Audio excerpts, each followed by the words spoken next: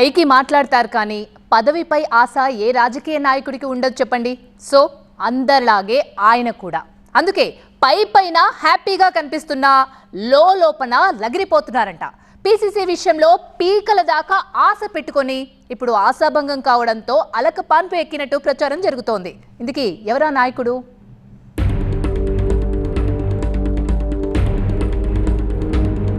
High command పై Madhu Yaskhi అలకపూనారా? PCC విషయంలో యాష్కి ఆశలు ఆవిరయ్యాయా?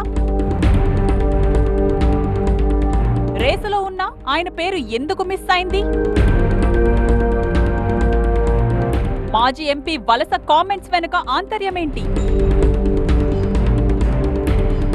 PCC chief గా మహేష్ కుమార్ గౌడ్ నియామకం జరిగాక ఆయన్ని పార్టీ నేతలంతా శుభాకాంక్షలతో ముంచెత్తుతున్నారు.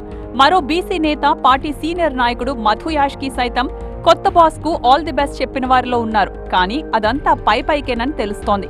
యాష్కి సహా చాలా మంది నేతలు పీసీసీ పదవి దక్కలేదని పీకల దాకా కోపంతో ఉన్నారట. ముఖ్యంగా మాజీ ఎంపీ మధు యాష్కి పార్టీ రాష్ట్ర అధ్యక్ష పదవిపై గంపెడు ఆశలు పెట్టుకున్నారు. ఎక్కడ తేడా కొట్టిందో గాని ఆయన ఆశలన్నీ అడియాసలయ్యాయి. మరో బీసీ నేత ఆ పదవిని ఎగరేసుకుపోయారు. సామాజిక వర్గ సమీకరణంలో చూసినా, పార్టీ విధేయత పరంగా చూసినా పీసీసీ రేసులో యాష్కి పేరు కీలకంగా వినిపించింది. ఆయన పేరు దాదాపుగా ఖరారైందనే ప్రచారము జోరుగా జరిగింది. కానీ సడన్ గా ఆయనను హైకమాండ్ ఎందుకు పక్కన పెట్టిందన్నదే ఇప్పుడు చర్చనీయాంశమైంది. ఆశావాహుల జాబితాలో కీలకంగా ఉన్న ఆయన పేరు చివర్లో ఎందుకు మిస్ అయింది, ఎలా మిస్ అయింది అనే చర్చ పార్టీ వర్గాల్లోనే జరుగుతోందట. అసలు పీసీసీ విషయంలో ఇంత నాంచడానికి కూడా మధు యాష్కిని పక్కన పెట్టడమే కారణమన్న ముచ్చట వినిపిస్తోంది. అయితే పీసీసీ విషయంలో హైకమాండ్ నిర్ణయం పట్ల మధు మండిపడుతున్నట్లు తెలుస్తోంది. అందుకు తాజాగా ఆయన చేసిన కామెంట్స్ కూడా ఊతమిస్తున్నాయి. వలస వచ్చిన నేతలకే పదవులు ఇస్తారా, మొదటి నుంచి పార్టీలో కష్టపడ్డ వారికి పదవులు లేవా అంటూ ఆయన చేసిన వ్యాఖ్యలు కాంగ్రెస్ లోనే కాదు, రాజకీయ వర్గాల్లోనూ చర్చనీయాంశంగా మారాయి. ఉద్యమ సమయంలోనూ ఆ తర్వాత కాలంలోనూ ఎంతో మంది పార్టీని వీడి బీఆర్ఎస్ లోకి వెళ్లినా పార్టీకి వెన్నంటి నిలిచిన మధు యాష్కి గౌడ్ క్రియాశీలకంగా పనిచేశారనే పేరుంది. 2009లో అనూహ్యంగా రాజకీయ తెర మీదకు వచ్చి నిజామాబాద్ ఎంపీగా గెలిచి పార్లమెంట్లో తెలంగాణ గళం వినిపించారు యాష్కి.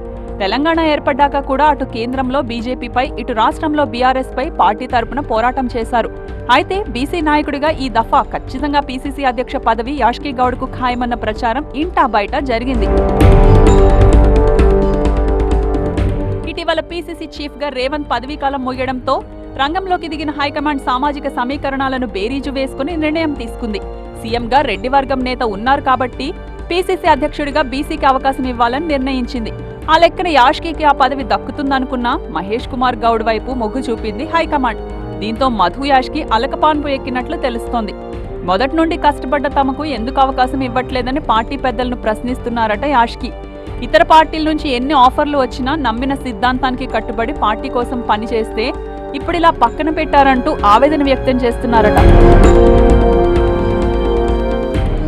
మరి ఈ సీనియర్ నేతతో అలకమాన్పించేందుకు హైకమాండ్ ఎలాంటి నిర్ణయం తీసుకుంటుందన్నదే ఆసక్తి రేపుతోంది. లేదంటే నేతల్లో చీలిక ఏర్పడి పీసీసీ కొత్త బాస్ కు చిక్కులు తప్పవన్న అభిప్రాయం వ్యక్తమవుతోంది.